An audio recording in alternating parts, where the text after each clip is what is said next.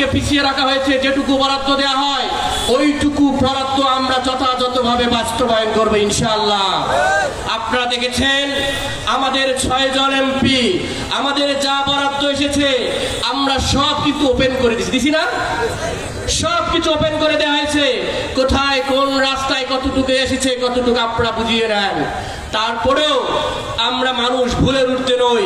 কোনো কিছু ভুল থাকলে আমরা সংশোধিত হব, কিন্তু অন্যায়, হক মারা, দুর্নীতির সাথে আপোষ চলবে না।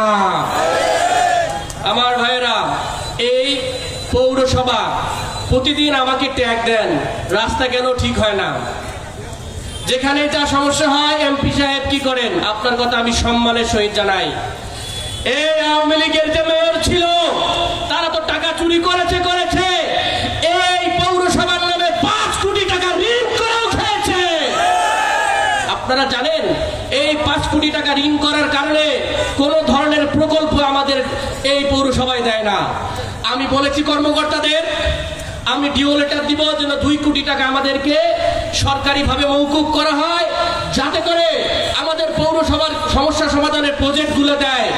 রাস্তাগুলো দেখেন, আমাকে অনেকে বলেন আমি আমার এমপি ডিও দিয়ে হলো পৌরসভার কাজের কিছু রিস্ট্রিকশন আছে, পৌরসভার আন্ডারে পৌরসভার টাকা দিয়ে কাজ করতে হয়। আমরা চাইলেও আপনাদের ড্রেনেজ, ছোট ছোট রাস্তাগুলো করতে পারি না, এই জন্য আমাকে ক্ষমা করবেন। আমরা চেষ্টা করতেছি। এখানে যারা কর্মকর্তা রয়েছে, গতবার মিটিং করে গিয়ে বলেছি আমাকে তালিকা দিবেন কি কি সমস্যা। আমরা দেখলাম ও এখনো ঘুমিয়ে আছে। এখানে কি করেন? সরকারি টাকা নেন, সরকারের টাকায় চলেন, আপনারা মানুষের ভোগান্তি দেখেন। আপনাদের এখানে কর্মকর্তা থাকার দরকার নাই। আপনারা বললাম মাসুম ভাই নেতৃত্বে আপনারা ওখানে গিয়ে, আমি এবার গণশুনানি করবো, ওখানে গণশুনানি হবে। আপনারা হয় কাজ করবেন, না হলে কুড়িগ্রামের অফিস ঢুকতে পারবেন না। ফাজলামো শুরু করছেন পৌরসভার সিও নির্বাহীরা। আপনারা বাংলাতে ঘুমাবেন আর আমার পৌরসভাবাসী পানি পাবে না। স্কুলের এক শিক্ষক ফোন দিয়ে বলে একদিন পানি খেয়ে 43 জন স্টুডেন্ট অসুস্থ হয়ে গেছে। এই পানি কর্মকর্তা কি করে এখানে? তাদেরকে পৌরসভা ঠিক করতে হবে। কেউ যদি চাঁদাবাজি করে তাদের নামগুলো আমাদের বলুন, কে চাঁদাবাজি করে আমরা তাদেরকেও দেখে নেব। কোন অন্যায়ের সাথে আপোষ হবে না।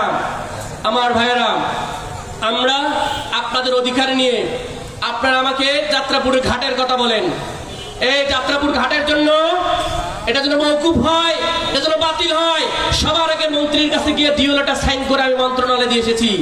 2-3 বার ইনভেস্টিগেশন হয়, কোথায় আটকে থাকে আমি বুঝি না। শুনেছি অনেক নেতারা নাকি এখানে ডিস্টার্ব করেন। কেন রে ভাই? আমার এলাকার মানুষ গরিব, কেন যাত্রাপুরের ঘাটে টাকা নিতে হবে? যাত্রাপুর বাজারে কেন সিন্ডিকেট করে বেশি বেশি টাকা নিতে হবে? আপনি কোন দলের আমি দেখবো না। যদি এনসিপির হন, যদি জামাতের হন, যদি আমাদের বিএনপির ভাই হন, আমি সবার বিরুদ্ধে বলবো, আমি আমার জনগণের পক্ষেই থাকবো। ভাই, আমার দলের লোকজনের কথা স্পষ্ট বার্তা, আমরা জনগণের খাদেম হিসাবে কথা দিয়েছি। আমরা বলেছি আমরা এই এলাকার খাদেম হিসাবে কাজ করব। আপনার কারণে, আপনার খারাপের কারণে যদি কোনো ধরনের দুর্নাম আমি শুনে, ভাই আপনাদের কোনো সুযোগ হবে না। আপনাকে আমি কিন্তু পুলিশে ধরিয়ে দেব। কোনো অন্যায় চলবে না। আবার কেউ যদি অন্যায় করে, সেই অন্যায়কে আমার দাঁত ভাঙা জবাব দিতে হবে। আমি শেষ করব, নেতারা কথা বলবেন। আমাদের এলাকায় এই ইন্ডিয়ানরা আমাদের এলাকা দিয়ে মদ পাচার করে না? গাঁজা করে না? ইয়াবা করে না? আরে ভাই, তুমি আমার বিরুদ্ধে যুদ্ধ ঘোষণা করেছো মনে হচ্ছে। এই কুড়িগ্রামের মানুষের বিরুদ্ধে ইন্ডিয়ান শক্তি যুবকগুলোকে নষ্ট করার জন্য তারা মনে হচ্ছে যুদ্ধ ঘোষণা করেছে। আমরা স্পষ্ট বার্তা দিতে চাই, এখানে যারা বিজেপির হয়ে আছেন, ভাগ খাওয়া বন্ধ করেন। এখানে যদি পুলিশের কোনো অসাধু কর্মকর্তা থাকে, মাদক দ্রব্য নিয়ন্ত্রণ কর্মকর্তা যদি এসব ভাগযোগে থাকেন, আপনাদের ব্যাপারে সিস্টেম মানে যখন এই অভিযোগ আসবে অ্যাকশন নেওয়া হবে।